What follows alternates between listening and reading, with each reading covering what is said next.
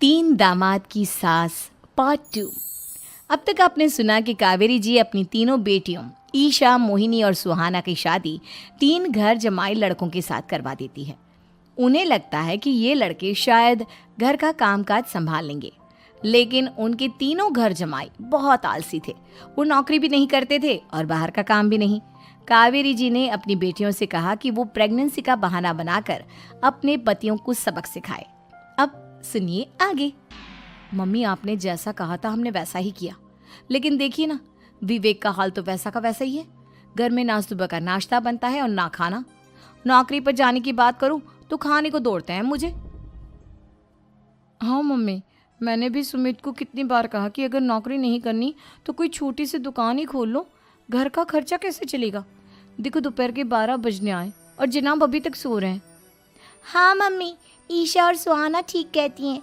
अविनाश का भी यही हाल है।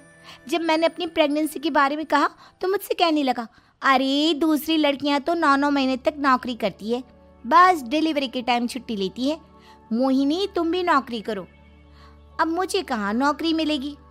मम्मी बताओ अब मैं क्या करूँ। हे भगवान, क्या सोचकर घर जमाई दामाद लाई थी मैं कि मेरी बेटियां मेरे पास रहेंगी और खुश रहेंगी, लेकिन इन आलसी दामादों ने तो हमारी जिंदगी को भी प्रॉब्लम में डाल दिया है। मैं तो कहती हूँ मम्मी, हम लोग वापस अपनी जॉब पर जाना शुरू कर देते हैं। बता देते हैं इन लोगों को कि हमने प्रेगनेंसी का बहाना किया है। नहीं नहीं बेटा, ऐसी गलती भी मत करना। अगर तुमने ऐसा किया तो इन तीनों की आदत और ख़राब हो जाएगी। अरे आज नहीं तो कल कभी तो तुम प्रेग्नेंट होगी, तब वापस यही प्रॉब्लम आएगी। तब क्या करोगी तुम तीनों। हाँ मम्मी, आपकी बात तो बिल्कुल सही है। इन लोगों को तो सुधारना ही पड़ेगा। लेकिन कैसे? अपने बच्चों के आने की खबर सुनकर भी इन लोगों पर कोई असर नहीं हो रहा। पैसे कमाने के लिए घर से बाहर निकलना ही नहीं चाहते ये तीनों।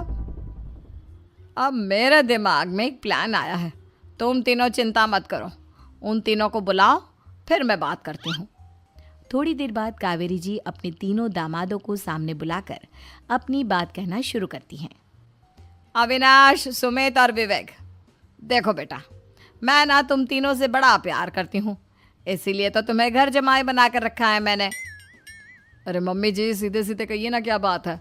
प्यार तो हम भी आपको बहुत करते हैं। अरे मम्मी जी, आपकी इज्जत भी बहुत करते हैं। अरे भाई, आपके जैसी सास और कमाने वाली बीवी सबको मिलती है क्या? हाँ मम्मी, विवेक और सुमित ठीक कह रहे हैं। आपकी बेटी से शादी करके मेरी तो ज़िंदगी ही अच्छी हो गई है। जानती हूँ मैं, और ये भी जानती हूँ कि तुम तीनों अपने अपनी बीवियों से बहुत प्यार करते हो।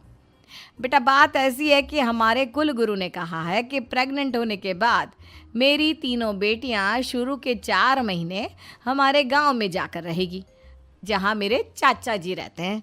अरे लेकिन क्यों मम्मी, गांव में जाकर रहने की क्या ज़रूरत है इन तीनों को। वो क्या है ना बेटा, हमारे परिवार को एक श्राप है। अगर मेरी बेटियों ने यहाँ पर बच्चा पैदा करने की कोशिश की तो उनके बच्चों को कुछ भी हो सकता है। इसलिए अब से लेकर 4 महीने पूरे होने तक इन्हें गांव वाले घर में रहना पड़ेगा। हाँ तो इसमें प्रॉब्लम क्या है मम्मी जी? हम भी वहाँ जाकर रहेंगे, पिकनिक मनाएंगे। अरे भाई, बीवी जहाँ हम भी वहाँ। हाँ यार, आइडिया तो बहुत अच्छा है। शहर की ज़िंदगी में रह रहकर परेशान हो चुके हैं, अब कुछ दिन गांव में बिताएंगे। तुम लोग समझने की कोशिश क्यों नहीं करते। तुम में से कोई भी वहाँ नहीं जा सकता, और मैं यहाँ रहूँगी ना तुम तीनों के साथ। 4 महीने की तो बात है, उसके बाद ये तीनों ही लौट कर आ जाएंगी। ठीक है मम्मी जी, अब हमारे बच्चों का सवाल है तो ये तो करना ही पड़ेगा। कावेरी अपनी तीनों बेटियों को कुछ दिन के लिए घर से बाहर कहीं दूसरे शहर में रहने के लिए भेज देती है। कुछ दिनों के बाद, अरे मम्मी जी, बहुत दिन से पिज्ज़ा नहीं खाया, मंगवाइए ना। क्या बताऊं बेटा, पहले तो बेटियां खर्चा दे देती थी क्योंकि उनकी नौकरी थी, लेकिन अब तो मेरे पास पैसे ही नहीं बचे।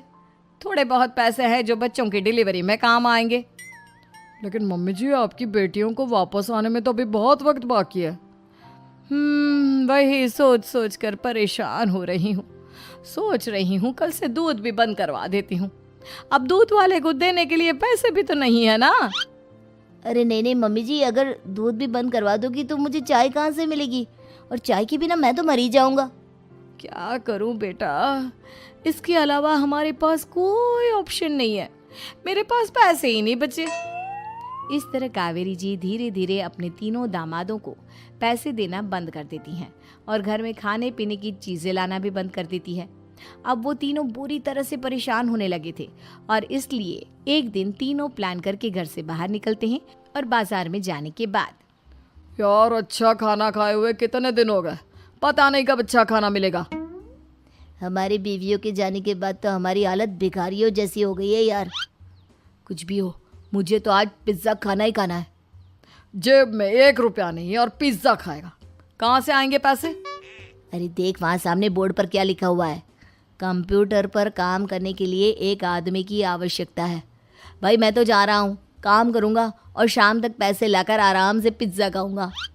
जा जा, तुझे कोई काम नहीं देने वाला, हम तो घर जा रहे हैं। चल भाई सुमित। सुमित और अविनाश वहाँ से चले जाते हैं और विवेक उस कंप्यूटर शॉप पर सारा दिन काम करके 5,000 रुपये कमा कर घर लौट कर आता है और अपने खाने के लिए अच्छी अच्छी चीज़ें भी लेकर आता है। ये देखकर विवेक और सुमित के दिल में भी कुछ पैसे कमाने की इच्छा जागती है। अरे सुबह सुबह कहाँ चल दिए तुम? मम्मी जी एक बहुत अच्छी जगह मिली है, कंप्यूटर पर काम करने के 5,000 मिले थे कल मुझे। अगर रोज़ काम करूँगा तो पूरे 40,000 की तनख्वाह। अरे वाह, ये तो बहुत अच्छी बात है दामाद जी, आपको जाना ही चाहिए। सुमित और अविनाश विवेक को इस तरह तरक्की करते देखकर परेशान हो जाते हैं और वो दोनों भी काम की तलाश में निकल पड़ते हैं। धीरे धीरे उन दोनों को भी काम मिल जाता है। अब कावेरी के तीनों दामाद छोटी मोटी नौकरी करके अच्छा पैसा कमाने लगे थे। एक दिन कावेरी उन्हें अपने पास बुलाती हैं। अरे वाह, विवेक 40,000 कमा लेता है, अविनाश 60,000 और सुमित तुम भी 40,000 के आसपास कमा ही लेते हो।